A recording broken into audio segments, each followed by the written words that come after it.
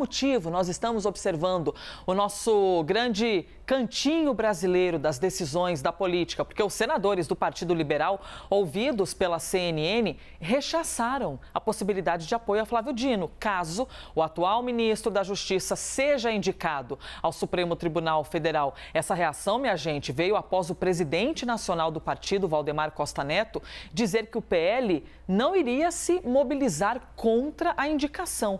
Basília Rodrigues é quem chega, lá vem ela, estou de olho nela, hein? Basília está com a gente também nesta manhã de sexta-feira. E aí, Basília, conte-nos tudo sobre essa movimentação do partido do ex-presidente Jair Bolsonaro. Olha, para virar ministro do Supremo Tribunal Federal, esse indicado, esse escolhido pelo presidente Luiz Inácio Lula da Silva precisa conquistar 41 dos 81 senadores.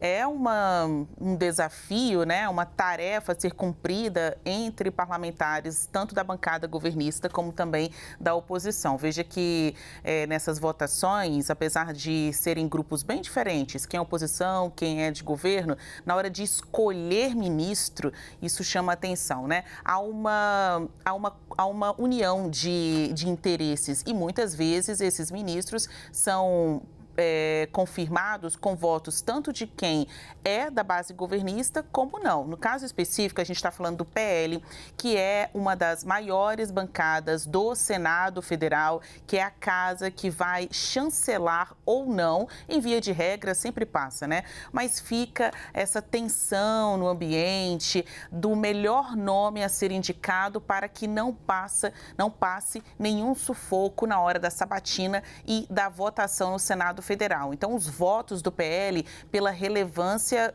quantitativa, serem muitos deputados nessa bancada, vão fazer diferença. Esses votos dos parlamentares do PL, partido do ex-presidente Jair Bolsonaro. Agora há pouco, o senador Carlos Portinho, que é uma das lideranças deste partido, publicou em suas redes sociais que Flávio Dino, se confirmada a indicação dele pelo presidente Lula, corre sério risco de passar vergonha. Ele afirma, Portinho, que a posição do presidente do PL, Valdemar Costa Neto, pode ser considerada diplomática, que está dentro aí do seu espaço de opinar, fazer avaliações enquanto presidente de partido. Mas quem decide são os senadores desse partido. E esses senadores vão analisar se Flávio Dino preenche os requisitos ou não. Para esta liderança do PL, Carlos Portinho, Flávio Dino, se indicado, será meramente um nome político na avaliação dele, sem nenhuma experiência ou notadamente experiência como magistrado, né? Algo que tenha significado, né, jurídico para a história de quem já esteve no judiciário. Só que o senador esquece que Flávio Dino já foi juiz federal da primeira região entre 1994 e 2006. Ele, que depois assumiu vários cargos políticos como deputado pelo estado do Maranhão, governador do Maranhão, tem um trânsito muito bom entre ministros da Suprema Corte e outros tribunais superiores. Então, em outras situações, o PT, o próprio presidente Lula, demandaram Flávio Dino como um interlocutor desse grupo da esquerda para conversar com ministros, com magistrados de modo geral. Vamos ver, né? Acompanhar primeiro se de fato a confirmação de Dino, a indicação de Dino vai ser confirmada e depois qual vai ser o real comportamento do PL na hora da votação. Ali tem opiniões diversas. Dino não é uma unanimidade no grupo da oposição e também no grupo do governo.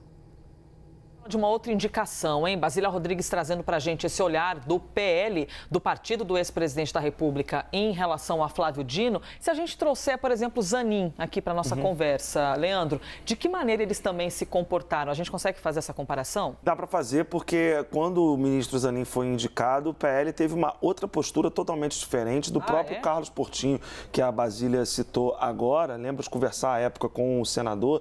Tinha uma outra visão sobre a indicação feita pelo presidente da República, né? Um argumento vocalizado pelo Valdemar Costa Neto, pelo Portinho, de que se tratava de uma indicação, uma prerrogativa do presidente da República e de que o PL não podia ser oposição por oposição, né? Que era uma prerrogativa do presidente e que não havia muito o que se fazer com relação a isso. Foi uma postura, não é de indiferença, tinha crítica vocal dentro do PL, sim, por exemplo, o senador Magno Malta, que é do PL do Espírito Santo, mas os líderes do partido, no caso do Zanin, tiveram uma outra postura com relação ao nome, né, do Zanin, quando esse nome estava circulando antes de se tornar uma realidade na disputa para a vaga do Supremo Tribunal Federal. Nesse sentido, tem sim uma diferença, né, dá para fazer essa comparação e perceber uma diferença com a indicação possível ainda, tratada no campo da possibilidade do ministro Flávio Dino, porque é isso, né, o Flávio Dino se tornou uma espécie também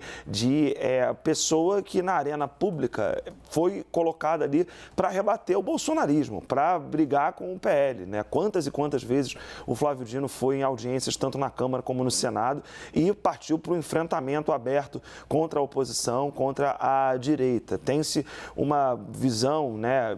Isso causou um grande problema ali para a direita, porque, enfim, o Flávio Dino produziu muito, né? Falou muito contra e não deixou barato nada do que veio da oposição e mais, né? Você tem uma crítica por parte da direita ao Flávio Dino, porque sempre se tem aquela suspeita de que um ministro da Justiça, seja ele qual for, tem algum nível de interferência e ingerência sobre a Polícia Federal. Na medida em que você tem várias investigações mirando a direita, olhando para o 8 de janeiro, o nome do ministro se torna ali uma questão, né, para os parlamentares do PL. Então, Elisa, nesse sentido, você tem uma diferença, sim, né, do que se pensava do ministro Cristiano Zanin, você tem uma diferença do que se pensa agora do ministro Flávio Dino. Mas, na prática, o governo, em geral, tem maioria, né, para aprovar indicações de ministros do Supremo.